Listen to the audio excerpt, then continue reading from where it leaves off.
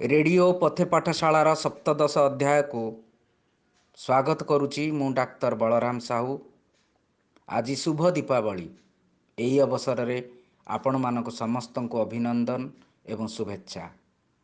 दीपावली रे साधारणतः भाव में आमे दीप लगे थाउ अंधारु आलोक को। तमसु माँ ज्योतिर्गमय। घरर मुख्य दीपटी साधारणतः भाव में आमे गाई घीरे प्रस्तुत करिथांतु। गाई घी गाईर दुग्ध बा क्षीर उत्पन्न सर रु प्रस्तुत होइथाए। आज पथे पाठशाला रे आमे आलोचना करिबा केमिति गो दुग्ध बा गाईर क्षीर उत्पादन वृद्धि करि पारिबा सहज उपाय रे। वैज्ञानिक उपाय साधारणतः भाव में केमिकाल देई दुग्ध उत्पादन करा जाइथिबार खबर मिले। अनेक स्थान रे हार्मोन देई दुग्ध उत्पादन करा जाइथाए, जहा खर्च बहुल एवं जो माने क्षीर पी थांती एही क्षीर पी थांती सेमानकर स्वास्थ्य प्रति हानिकारक होइथाए। तेणु यार एक सरल समाधान अछि केमिति आमे दुग्ध उत्पादन बढ़ाई पारिबा। दुग्धर क्षरण बढ़ाए लाऊ कपा मंजी आउ अनेक भाऊ। दुग्ध बढ़ेवा पाई हेले गोटे बड़ जिनिस होउची लाऊ। लाऊ को आमे काटिकिरी प्रत्येक दिन 500 ग्राम लुण सहित गोलेई तांको खाइबा को देई पारिबा। लाऊ जहाँ को आमे इंग्राजी रे बटल गार्ड कहू एवं तार साइंटिफिक नेम लेजेनेरिया सेसेरेरिया बा लेजेनेरिया रहिची।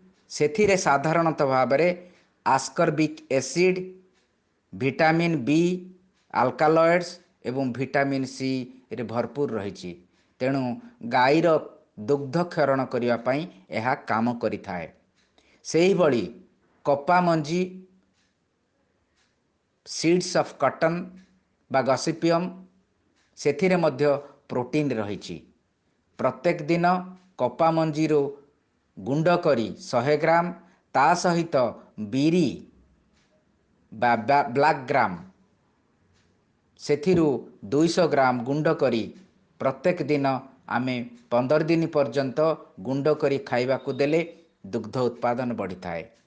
पुणी थरे कहिबी लाऊ बटल गार्ड बा लेजेनेरिया आमे ताकू काटी प्रत्येक दिन अध किलो लेखा छोट छोट पीस करिबा लुण रे गुलेई अध किलो लेखा प्राय मासे पर्यंत खाइबा को देले दुग्ध उत्पादन बढ़ी थाए। एहार कौनसी साइड इफेक्ट न थाए। सेही भली कपा मंजी बा गॉसिपियम बा कॉटन सीड्स ताकू आमे पाउडर करिकरी सेथिरे बीरी गुंड ब्लैक ग्राम फासिलस मुंगा सेथिरु आमे 200 ग्राम लेखा देई प्रोटीन युक्त होइथिवारु खाइबा को देले प्राय 15 दिन बेलू ये दुग्ध उत्पादन वृद्धि होइथाए।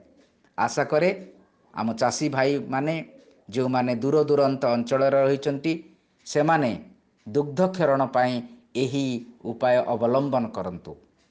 एहा विषय विशेष जानिबा पाई अन्य दुग्ध उत्पादनकारी दुग्ध उत्पादन क्षरण बढ़ाउथुवा उपाय को जानिबा को हेले से माने www.pathepathisala.org को जाई परिबे किंबा जेउठी पशु डाक्तर पाखरे नाहंती पुस्तकर 137, 138, 139 पृष्ठा को जाई सविशेष विवरणी पाई परिबे।